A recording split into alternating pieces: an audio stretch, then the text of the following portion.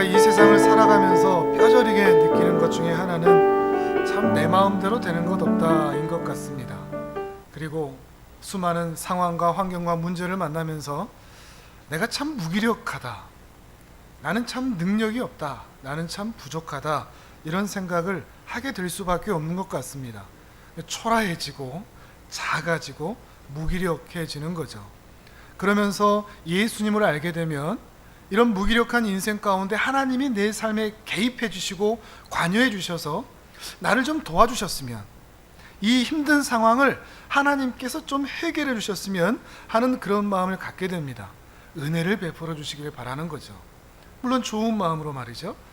그러면서 기도하면서 하나님의 은혜를 구하면서 하나님의 실제적인 도움이 내 삶에 나타나기를 우리는 바라는 것입니다. 절실히 느끼는 거죠. 하나님이 필요하지 않은 때가 없구나, 하나님의 은혜가 나에게 절실히 필요하구나, 이런 생각을 우리는 늘 하게 됩니다.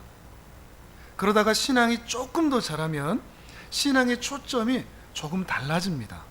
겉으로, 우리의 외부적으로 내 삶의 문제들에 대해서 하나님의 도우심을 구하다가 신앙이 조금 자라면 우리의 내면을 보기 시작합니다. 이게 우리가 만나는 문제가 더 큰 게 아니라 내 자신이 문제구나 하는 생각이 들게 되는 거죠. 내 삶의 환경이 변하는 것 이전에 내 마음이 변화하는 것이 더 중요하구나라는 것을 깨닫게 되는 거죠. 내가 죄인이구나. 이거 말하는 것마다, 행동하는 것마다 죄가 아닌 것이 없는, 우리 집사님이 기도하신 것처럼 하나님 앞에 제대로 한 것이 아무것도 없는 것 같은 그런 마음이 들 수밖에 없는 거죠. 그래서 신앙이 자라면 자랄수록 하나님께서 은혜를 베풀어 주셔서 내 영혼을 변화시켜 주시기를, 내 마음이 하나님께 더 가까이 갈 수 있기를, 죄를 이겨내어 거룩한 삶을 살 수 있기를 바라게 되는 것이죠. 이러한 우리 사람의 연약함을 잘 아시는 하나님께서 이 죄의 유혹을 떨쳐낼 수 있도록, 또한 하나님의 진노와 저주를 피할 수 있도록 우리에게 주신 선물들이 있습니다. 은혜로운 선물들이죠. 그 선물들을 어떻게 사용하느냐에 따라서 우리가 고민하는 바, 이 죄인 어떻게 할까? 하나님의 은혜가 필요한데 나는 어떻게 그 믿음으로 살 수 있을까? 라고 하는 이 고민에 대한 해답을 가질 수 있게 되는 것입니다. 그 선물이 무엇인가 하면 우리의 내면에 이렇게 주신 게 있습니다. 믿음과 회개라는 선물입니다. 믿음과 회개를 우리 안에 허락해 주시어서 그 믿음을 통해, 회개를 통하여 죄의 유혹을 떨치고 하나님의 진노와 저주를 피할 수 있도록 해 주시는 것이죠. 하나님의 선물인 믿음, 죄의 진노와 저주를 피할 수 있는 그 믿음은 무엇일까요? 그 믿음은 그리스도를 믿는 믿음입니다. 내 신념 말고요, 교회 안에도 내 신념으로 내가 이제 예수님 믿어야지라고 하는 내 선택과 내 결단에 따른 내 믿음을 말하는 사람들이 있는데, 그것은 그리스도께서 주시는 믿음이 아닐 수도 있습니다. 위로부터 부어지는 선물과 같은 믿음, 그리스도를 믿는 믿음이라는 것이죠. 그 그리스도만 믿고 신뢰하는 믿음, 그 믿음이 우리로 하여금 죄의 유혹을 떨치게 하는 것입니다. 예수 그리스도만을 믿는 거죠. 예수님만을 믿어야 되는데 예수님만으로는 조금 부족해서 알라신도 믿고 부처님도 믿고 옥황상제도 믿고 동해 영왕님도 믿고, 그것은 바른 믿음이 아니죠. 예수님도 믿고 하나님도 믿고 돈도 믿고 성공도 믿고 건강도 믿고, 이것은 바른 믿음이 아닙니다.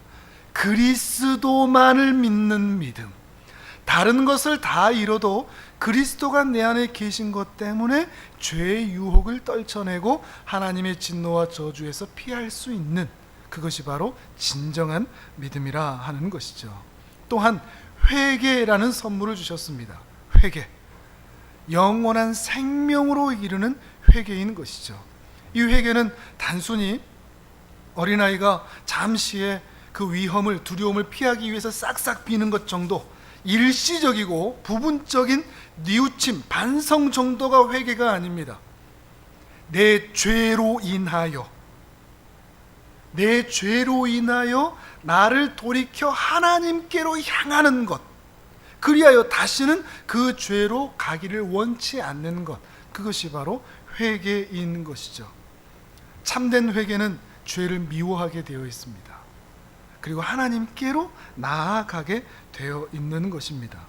또 다른 선물들이 있는데, 이게 믿음과 회개처럼 우리 안에 허락하신 선물이 있는가 하면 또 겉으로 드러나는 외부적인 선물들도 있습니다. 그것이 말씀과 성례와 기도라는 것입니다. 우리 웨스트민스터 소요리 문답 88문을 우리 같이 화면을 보면서 읽어보겠습니다. 제가 질문을 읽으면 여러분이 대답을 읽어주시면 됩니다. 그리스도께서 우리에게 구속의 유익들을 전하시는 외적인 수단들은 무엇입니까? 우리에게 구속의 유익들을 전하시는 외적이며 보편적인 수단들은 그의 규례들, 특히 말씀과 성례와 기도입니다. 이 모든 것들은 구원을 위해 택함 받은 자들에게 효력이 있게 합니다. 효력이 있다는 말이 참 중요합니다. 어떤 약을 먹었는데 그 병이 나았어. 그 병에 걸렸으면 이 약 먹어, 그러면 무조건 나아. 이게 효력이 있는 약이죠. 우리의 죄의 문제에 대하여, 구속의 문제에 대하여 효력이 있는 약을 우리에게 하나님께서 선물로 주셨습니다. 그게 뭐라고요? 말씀과 성례와 기도라는 거죠. 그거 먹으면 병 나을 수 있는데 그거 안 먹는 거 보면 답답하지 않습니까? 그거 먹으면 된다니까요. 옆에서 아무리 얘기해도 자기 고집대로 그 약을 먹지 않으면 답답한 일이죠. 하나님께서도 우리 보실 때 답답하지 않을까요? 약을 이미 줬는데 뭐라고요? 말씀과 기도와 성례라는 것을 통하여 죄의 유혹을 떨칠 수 있고 하나님의 진노와 저주를 피할 수 있는 약을 이미 주셨는데 그것을 가까이 하지 않는다면 우리는 결코 죄의 유혹에서 자유로울 수 없는 거죠. 우리가 왜 죄에 허덕이는 줄 아십니까? 우리가 왜 날마다 죄로 인하여 괴로워하는 줄 아십니까?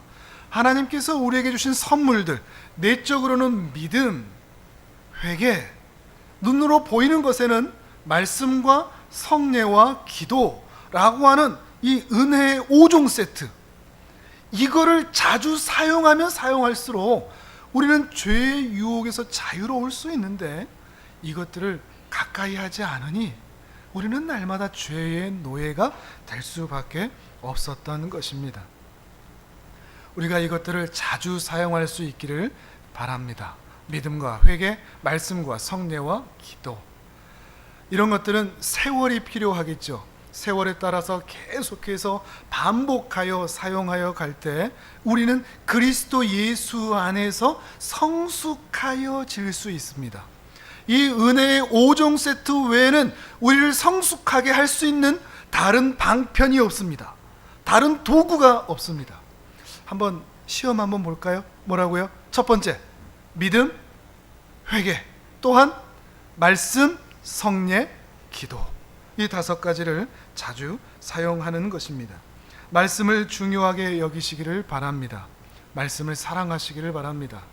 말씀을 읽고 듣고 묵상하지 않는 신자는 신자 아닙니다. 말씀을 사랑하지 않는 신자는 신자 아닙니다. 그리스도인들마저도 교회를 다닌다고 하면서도 예배를 드린다고 하면서도 말씀을 가까이 하지 않는 신자는 결코 하나님의 은혜 가운데 제대로 설 수가 없습니다. 말씀을 가까이 하지 않고 말씀을 알지 못하니 교회를 다니고 그리스도인이라고 말하지만 세상에서 살아갈 때 말씀의 원리로 살지를 않습니다. 자기 상식으로 삽니다.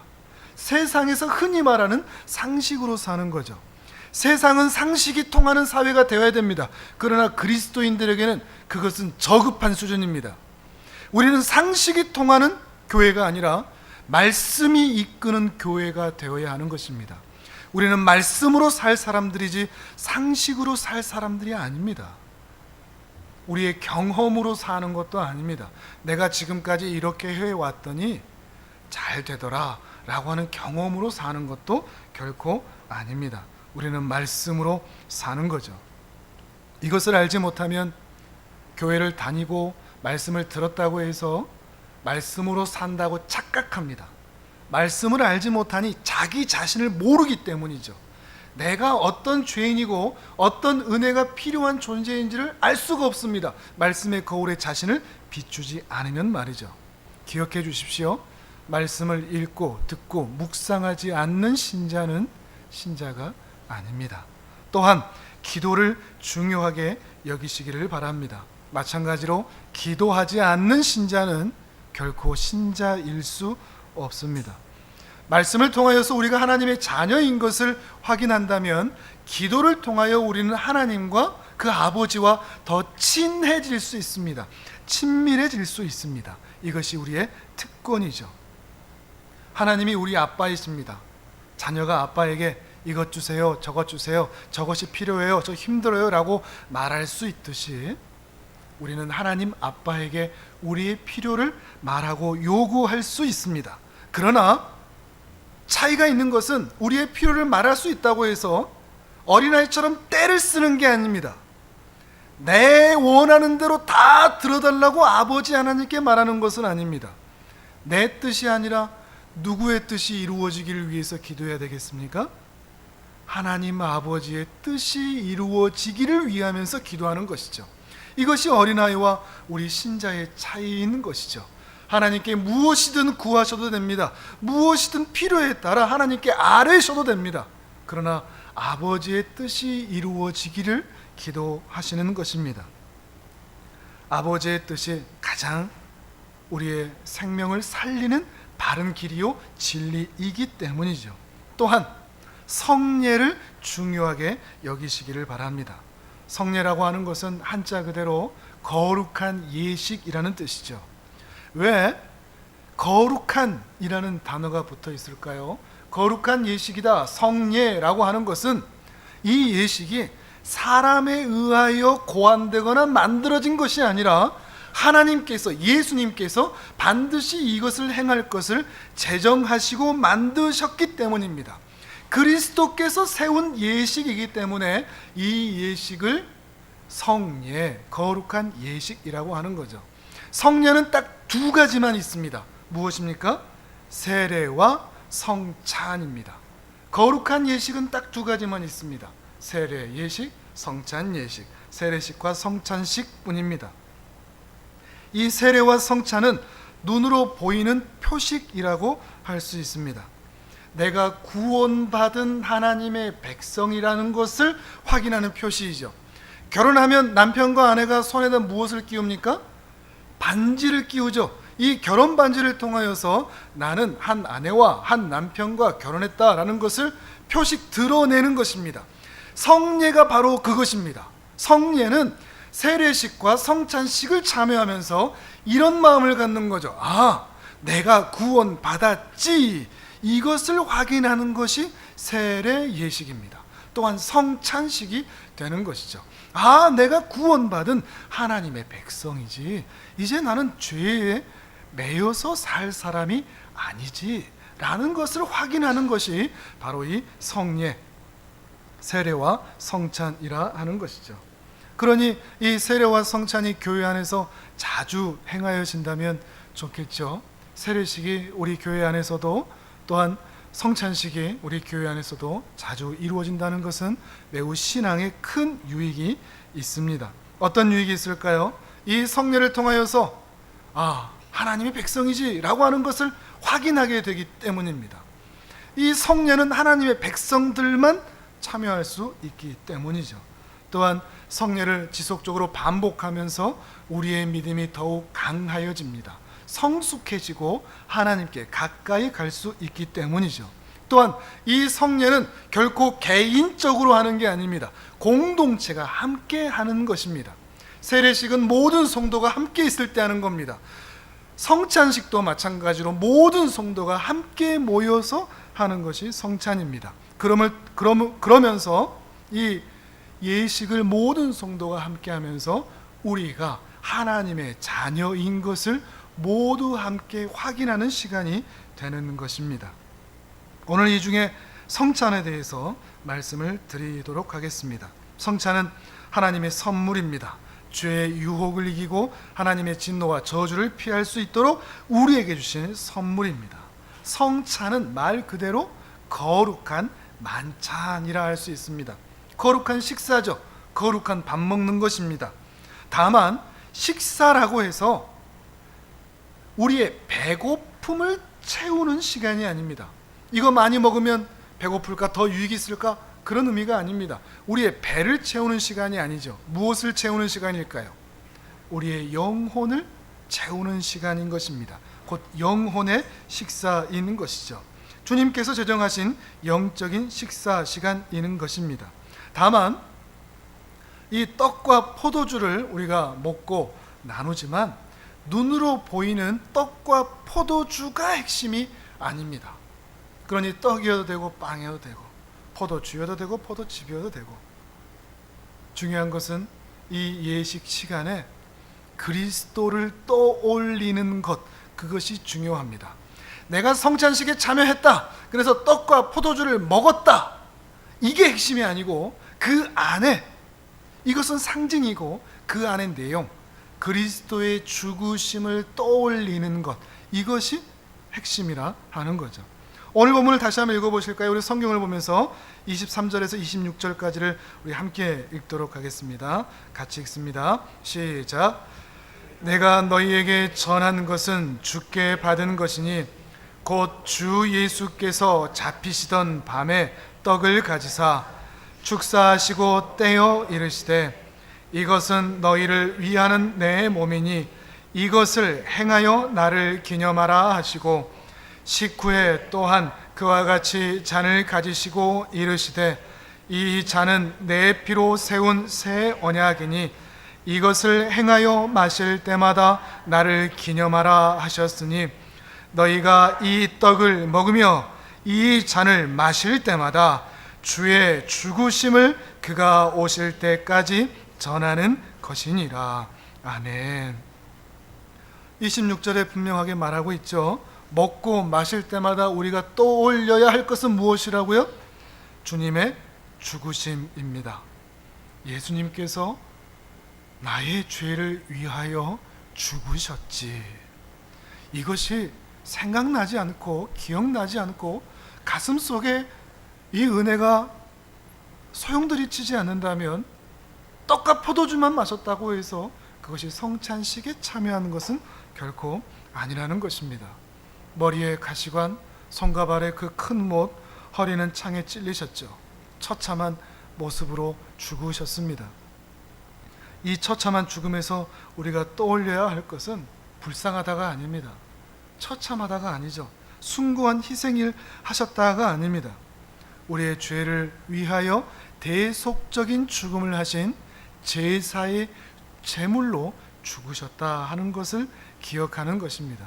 마치 우리가 오후 시간에 레위기를 공부할 때 보았듯이 그 제물로 죽으시듯 소처럼, 양이나 염소처럼, 비둘기처럼 그 제물을 가지고 온 예배자의 모든 죄를 뒤집어 쓰고 그 제사의 제물이 죽었던 것처럼 예수님은 제사의 제물로 죽으셨다는 것이죠. 그것을 이 십자가에서 확인하는 것입니다. 이런 의미를 알지 못한 채 그저 슬프다, 죄송하다, 안타깝다 이것만 생각하는 것은 진정한 죽음의 의미를 알지 못하는 것입니다. 예수님은 어린 양, 유월절 어린 양으로서 나의 죄를 위하여 대속적인 죽음을 하시는 것이죠. 바로 이 사실을 성찬식에서 확인하는 겁니다. 잔을 들고 마실 때, 떡을 들고 마실 때, 십자가 앞에 서는 거죠. 주님 앞에 서는 겁니다. 골고다 그 언덕 밑에서 주님을 바라보듯 서는 것입니다. 성찬식에는 바로 그 모습이 있어야 한다는 것이죠. 떡이 떼진 것을 보면서 예수님의 몸이 찢어진 것을 확인하고, 포도주가 쏟아지고 나눠지는 것을 보면서 예수님의 피가 쏟아지는 것을 확인하고, 또한 그 떡과 포도주를 내가 마심으로 내 안에 그리스도께서 오셨다 하는 것을 또한 확인하는 시간이 바로 성찬식이라 하는 것입니다. 그러므로 성찬에 대한 바른 이해가 반드시 필요할 때죠. 몇 가지를 주보에도 적어 놓았는데요. 보시면서 첫 번째로, 예수님은 실제적으로 영적으로 이 성찬 가운데 함께 하신다는 것입니다. 말씀드렸듯이 이 성찬을 할 때마다 예수님의 몸과 피를 먹고 마시면서 예수님의 죽으심을 기억해야 합니다. 2000년 전에 있었던 그 일이 다시 우리 눈앞에서 펼쳐지고 있는 것이죠. 골고다 십자가 앞에 함께 서야 한다는 것입니다. 진실한 마음으로 그 예수님의 은혜를 생각한다면 이 성찬식이 단순하게 어떤 행사일 수가 없습니다. 가슴이 먹먹해질 수밖에 없는 것이죠. 매월 첫 주일 우리는 성찬 예식을 하는데, 오늘도 성찬 예식을 하면서 주님을 떠올리는, 기억하는, 그리고 먹고 마시면서 내 안에 예수님이 계신다는 것을 확인하는 복된 시간이 될 수 있기를 바랍니다. 예수님의 그 은혜로운 사역, 그 사랑의 사역, 나를 살리는 사역을 다시 확인하는 것이죠. 그래서 이 성찬식은 교회 밖에서는 절대 볼 수 없는, 교회 안에 허락하신 복된 시간이며 시청과 교육과 같습니다. 그래서 종교개혁자들은 이 성찬식을 향하여서 들리는 말씀, 보이는 말씀이라고 했습니다. 성찬식을 보이는 말씀이라고 했습니다. 설교는 들리는 말씀이죠. 성찬은 눈에 보이는 말씀이라 하는 거죠. 이것을 동일하게 함께 말씀으로 보았던 것이죠. 눈으로 직접 보고 경험하는 하나님의 말씀이라 하는 것입니다. 이 떡과 포도주를 먹고 마실 때 예수님은 우리와 함께 하셔서 실제적으로 그리고 영적으로 임재하십니다. 내 안에 정말로 계시는 것입니다. 우리가 그것을 확인하는 것이죠. 그렇다고 해서 이 떡과 포도주가 예수님의 살과 피로 변하는 것은 아니라 했습니다. 성찬을 통하여서 예수님은 실제적으로 그리고 영적으로 우리 안에, 그리고 이 교회의 공동체 안에 임재하시는 것이죠. 이 떡과 포도주를 우리는 먹고 마시죠. 직접 먹고 마십니다. 눈으로만 보고 장식용으로만 두지를 않습니다. 행사 진행용으로만 놔두지도 않습니다. 이 성찬식을 통하여 예수님이 실제적으로 임재하시고 영적으로 임재하신다는 것을 확인하면서 이 예배 가운데 주님이 함께 하시지, 또한 내 안에 함께 하시지, 이것을 확인하는 시간이 된다는 것이죠. 그렇다고 해서 이 떡과 포도주 그 자체에 신비한 효험이 있는 것은 결코 아닙니다. 성찬이 눈으로 보는 말씀이라고 할지라도 눈에 보이는 떡과 포도주가 특별한 효험이 있다고 생각하시면 안 됩니다. 떡과 포도주는 주님의 몸과 피를 상징하는 것이지 그 이상도 그 이하도 아니기 때문이죠. 우리가 아는 이 성찬의 효력이 있다고 그랬죠. 이 효력은 떡과 포도주에 있는 것이 아닙니다. 이 성찬 예식을 집례하는 인도자에게 있는 것은 더더욱 아닙니다. 그럼 어디에 있을까요? 앞에 말씀드렸죠. 그리스도께서 실제적으로 영적으로 이 자리에 임재하시기 때문에 이 성찬이 효력이 있는 것입니다. 주님의 임재하심을 고백하며 경험하며 그 은혜 가운데 있는 자들이 이 성찬의 효력을 경험할 수 있게 되는 거죠. 그러나 이것을 오해해서 떡과 포도주가 실제 예수님의 살과 피라고 가르친 무리들이 있었습니다. 로마 가톨릭이 그렇습니다. 로마 가톨릭에서는 사제들이 미사를 집례하면 떡을 손으로 한 사람씩 그 입에 넣어줍니다. 로마 가톨릭에서는 이 떡이 실제로 예수님의 몸이라고 생각하기 때문에 혹시라도 이 떡을 떨어뜨리면 예수님의 몸을 낭비하는 것이 되기 때문에 이것을 낭비하지 않기 위해서 실제로 사제가 그 입에 안까지 넣어주는 것이죠. 그래서 넣어주기 편한 작은 전병들을 사용하는 것입니다. 또한 이들은 포도주를 성도들에게 나누어 주지를 않습니다. 왜 그럴까요? 예수님의 피인데 이거를 흘려버리면 예수님의 피를 낭비하는 것이 되기 때문에 로마 가톨릭에서는 지금도 포도주를 성도에게 아예 나눠주지를 않습니다. 이것은 의미도 바르지 않을 뿐더러 바른 온전한 성찬식도 아닌 것이죠. 그러므로 이 성찬은 들리는 말씀인 설교와 보이는 말씀인 성찬이 함께 있을 때 더욱 강력한 효력을 내는 것입니다. 그런데 중세시대와 로마 가톨릭은 이 설교를 너무 가볍게 대했습니다.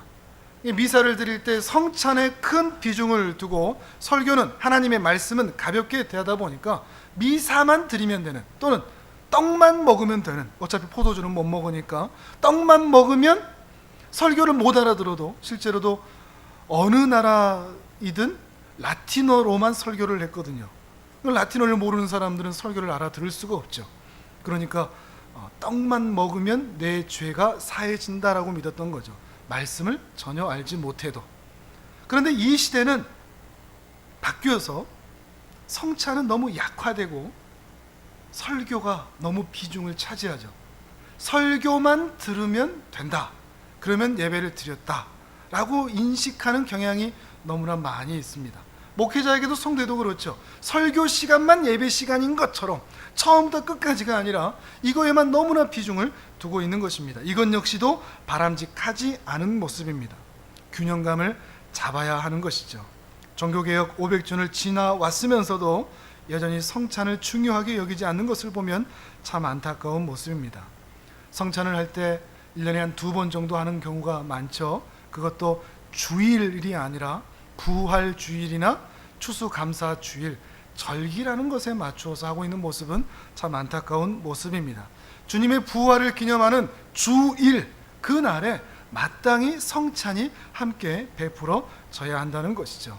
그러나 매 주일마다 하면 더욱 좋지만 시간이나 여러 가지 이유들로 한 달에 한 번씩, 종교개혁자들도 대부분 많은 분들이 한 달에 한 번을 더 많이 택하여서 하였습니다. 그래서 저희 교회도 한 달에 한 번씩 이 성찬식을 함께 하고자 하는 것입니다. 설교와 성찬은 예배에 있어서 이렇게 매우 중요한 부분입니다. 설교와 성찬은 동일한 하나님의 말씀인 것이죠. 우리가 말씀을 듣고 성찬에 참여함으로 더욱 그리스도와 신비로운 연합을 이룰 수 있는 것이죠. 말씀을 듣고 그 주님이 내 안에 임재하시는, 그리스도께서 임재하신다는 것은 말씀이 임재하시는 거거든요. 말씀이 임재한다는 것은 또한 그리스도께서 임재하시는 것이거든요.